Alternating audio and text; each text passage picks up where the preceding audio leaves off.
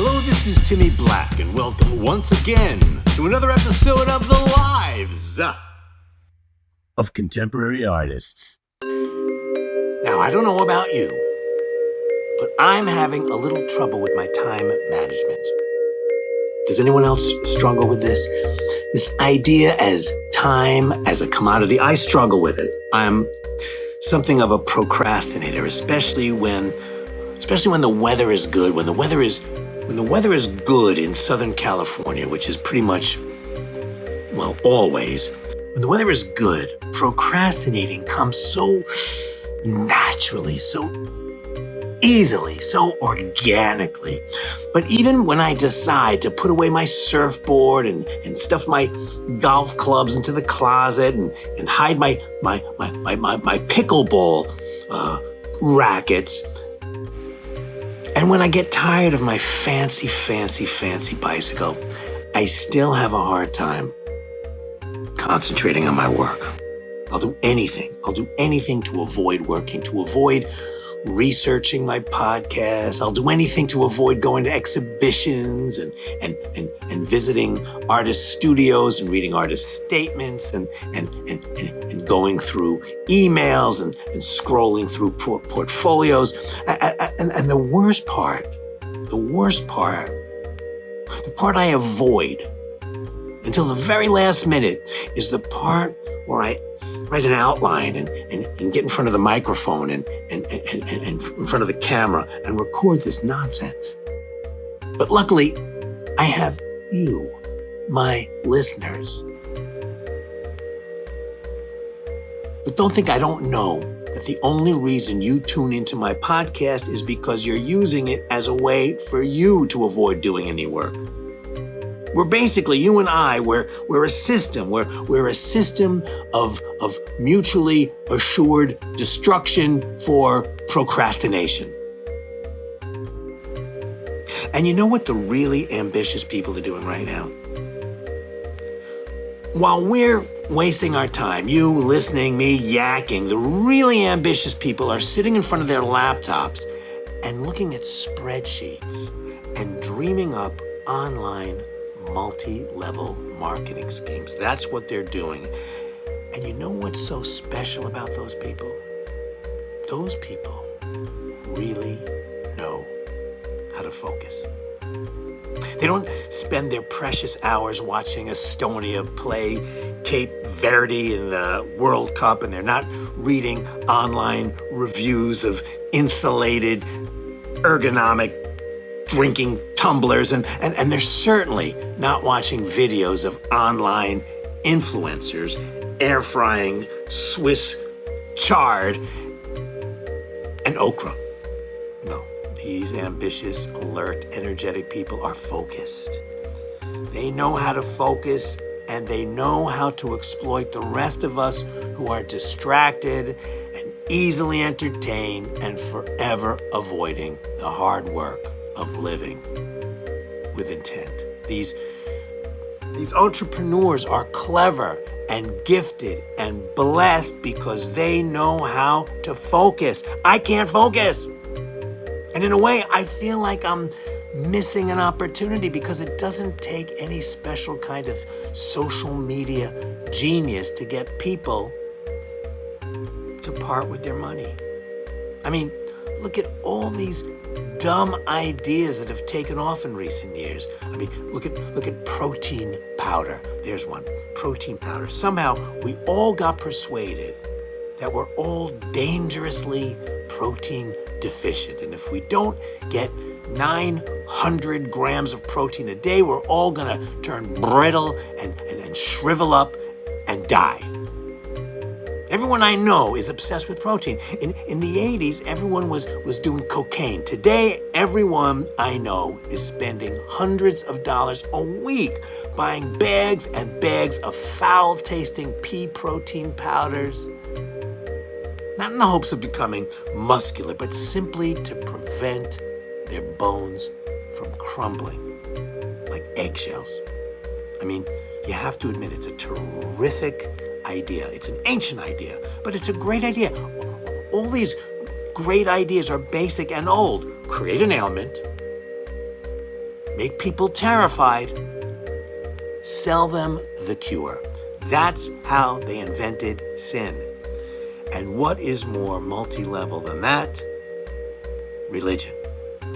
Anyway, I'm actually more interested in entrepreneurial ideas concocted by artists. It fascinates me when artists dream up ways to use their artisanal skills and training to create successful businesses, like potters, ceramicists. When I was in art school, I always thought the ceramic majors were a bunch of lightweights. I mean, the painters were all about toxic pigments and foul-smelling solvents, and the sculptors wore these welding helmets and these giant fireproof gloves, and the illustrators and graphic designers, well, they were sensitive and dainty, but at least they had a calculating eye on the real world. Now, the conceptual artists, they were in a universe all their own, with their immaculately pressed white t-shirts tucked evenly in their black cargo pants. They had all of us intimidated with their incomprehensible French post-structuralism. These folks were like a priesthood, and you never wanted to mess with them because we might have had the piercings and the dirty trousers and the cigarettes and the dark rings under our eyes. But those guys had theory. Now, the ceramic majors again, with their kilns and wheels and their rolling pins and their pretty glazes. I mean, all of the things you could do, of all the things you could do in art school, why would you do that?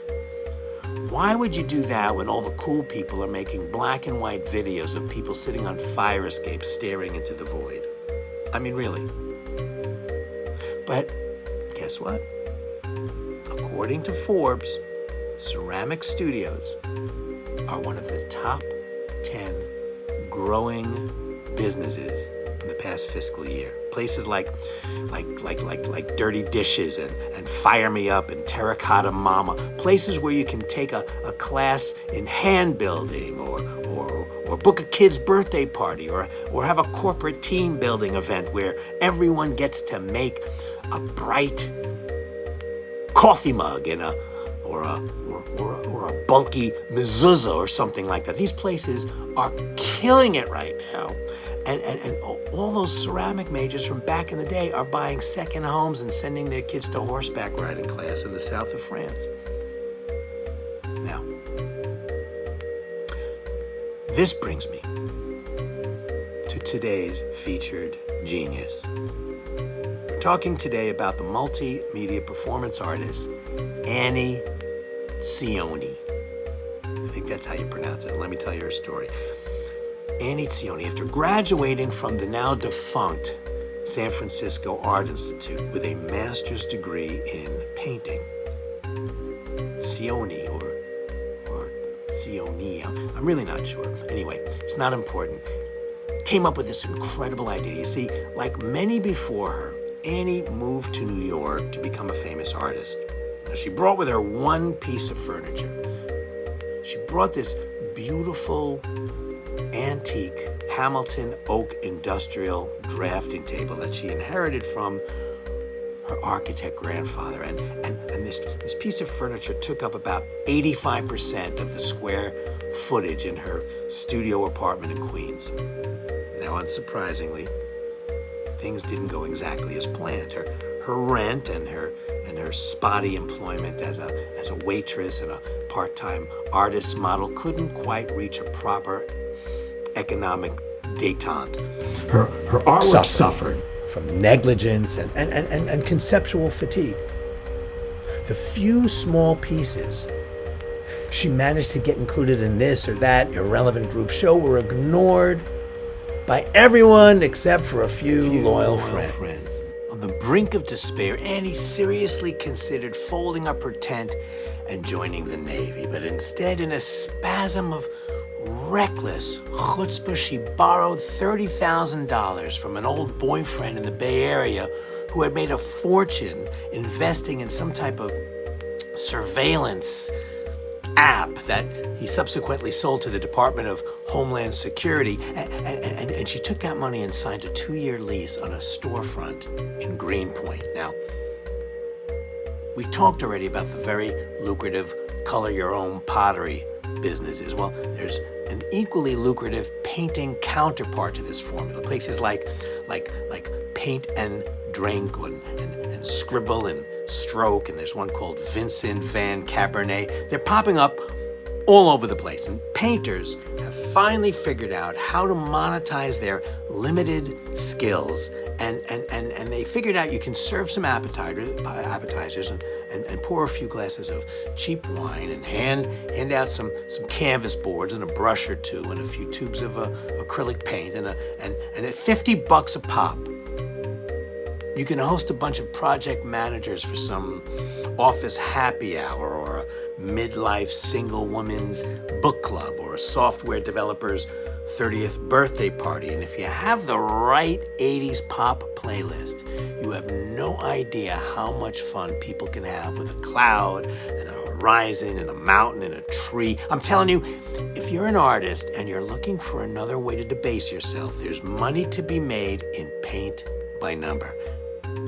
And not just paint by number, there's an abstract version of this too. They have this chain here in LA called Sip and Drip, where people get tipsy and try to make these miniature Jackson Pollocks. It's brilliant. Okay, well, with her 2-year lease on her Greenpoint storefront, our featured artist, Annie Cioni, cooked up a crazy variation of this can't miss, everyone is an artist, you can do it too business model. Her thing, get this, is called Create in a K-hole. I am not kidding, Create in a K-hole. She combined the simple step-by-step art-making process with the canvas boards and the cheap brushes and the tubes of acrylic paint and the controlled, though aggressive dosing of pharmaceutical quality ketamine. I'm telling you, combining all those things, people love it. The critics love it. The curators love it. The collectors love it. And while kids can't do it, it's become a favorite in the older demographic of people looking for the authentic, artsy Brooklyn experience. This summer, she even set up a ketamine workshop at the Venice Biennale. And at first, it didn't go that well. A guy lost a finger on a lathe, and someone else got so carried away with this tongue and groove project that he threw himself into the canal. But after things got settled, it really, really took off. Honestly, folks were getting so tired of the flash mobs of bitterly earnest activists who came to Venice to protest Spanish colonialism on the tip of North Africa that when they saw an opportunity to use a dangerous power tool while modulating the downstream signaling pathways of the limbic system, they just jumped at the chance.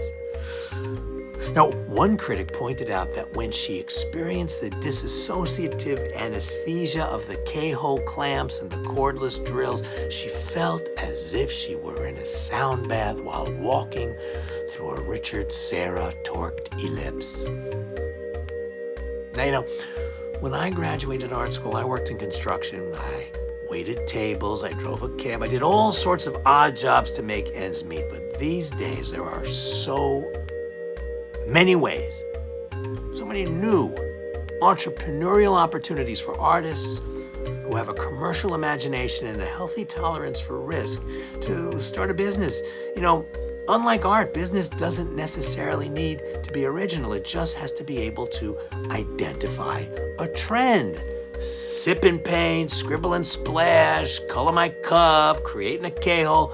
These are all fabulous ideas. And when they finally get around to legalizing heroin, there's no telling what will happen in the lives of contemporary artists.